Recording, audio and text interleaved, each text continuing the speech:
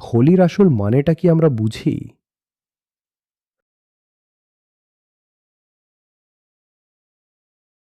হোলির অর্থ হল তার জন্য যে কোনো মূল্যই দিতে হোক না কেন।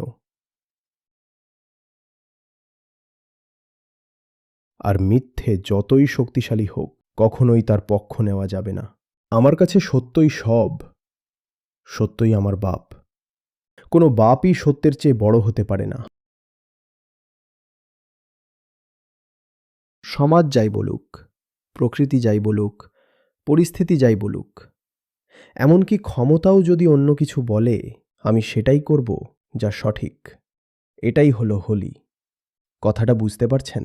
প্রকৃতি যাই বলুক, পরিবার যাই বলুক, পরিস্থিতি যাই বলুক, আমি সেটাই করব যা ঠিক।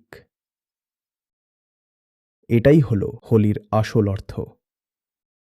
এই উৎসব তোমাকে শেখায় যে তুমি যতই দুর্বল হও, যতই ছোট হও, কোনো ভুল জায়গায় মাথা নত করবে না। সাধারণ কিছু জিনিস যা আপনি প্রতিদিনের জীবনে ভুলে থাকেন, তার ওপর থেকে ধুলো ঝেড়ে ফেলতেই এই উৎসবের আগমন। বছরে ২ বার, ৫ বার বা ১০ বার জীবনের মূল নীতিগুলো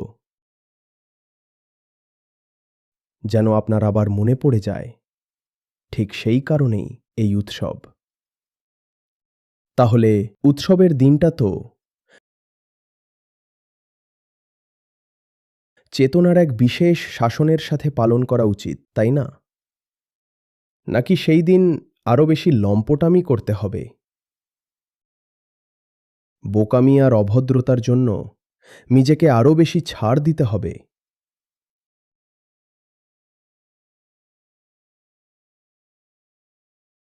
সাধারণ দিনেও যত প্রাণী হত্যা হয় না, তার চেয়ে বহুগুণ বেশি মারা পড়ছে উৎসবের দিনে। এটা আবার কেমন উৎসব?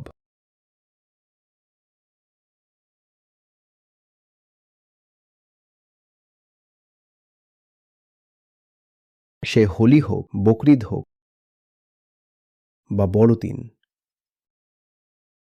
আমি জানতে চাই এগুলো কেমন উৎসব, যা নিষ্পাপ প্রাণীদের রক্ত না ঝরিয়ে পালন করা যায় না।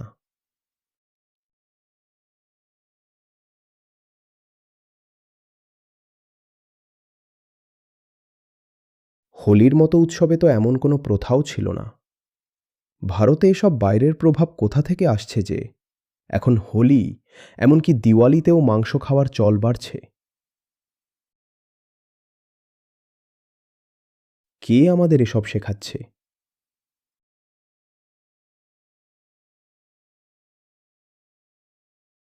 হোলির সাথে কত প্রতীকের যোগ আছে, তাই না?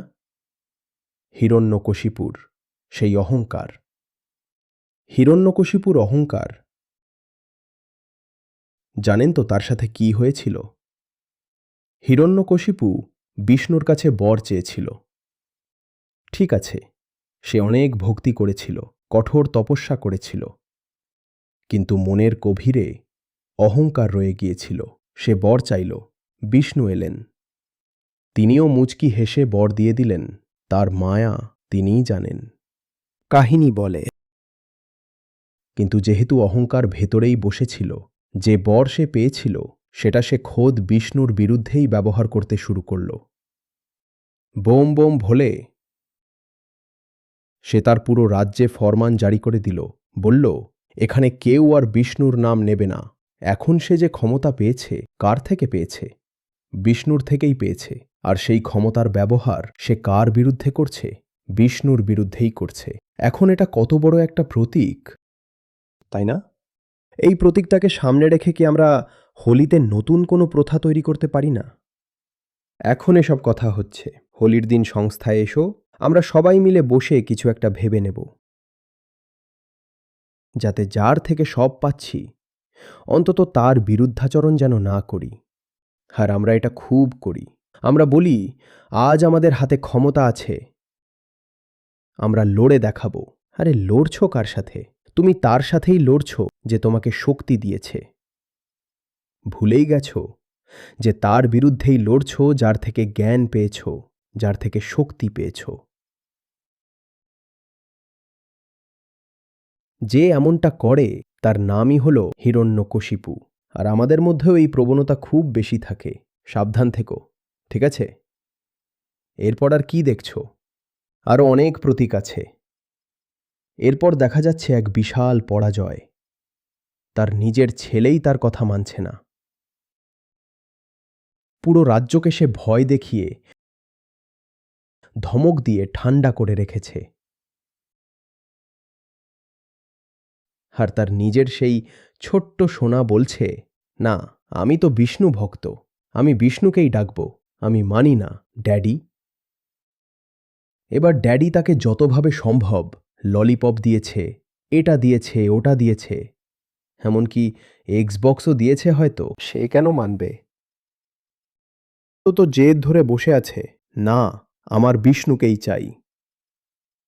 তখন নিজের ছেলের খুনের দায় ড্যাডি নিজের ঘাড়ে নেয় কি করে? তাই নিজের বোনকে ডেকে পাঠালো। আর বোনও তো ১ নম্বরের ডাইনি। সে আবার এমন এক সিদ্ধি হাসিল করেছিল যে আগুনেও পুড়বে না। সে ডাকল, একটু আয় তো দেখি। চলে এলো আমাদের সেই ছোট্টু। পিসিমা তাকে নিয়ে আগুনের ওপর গিয়ে বসলেন। আর ব্যাস,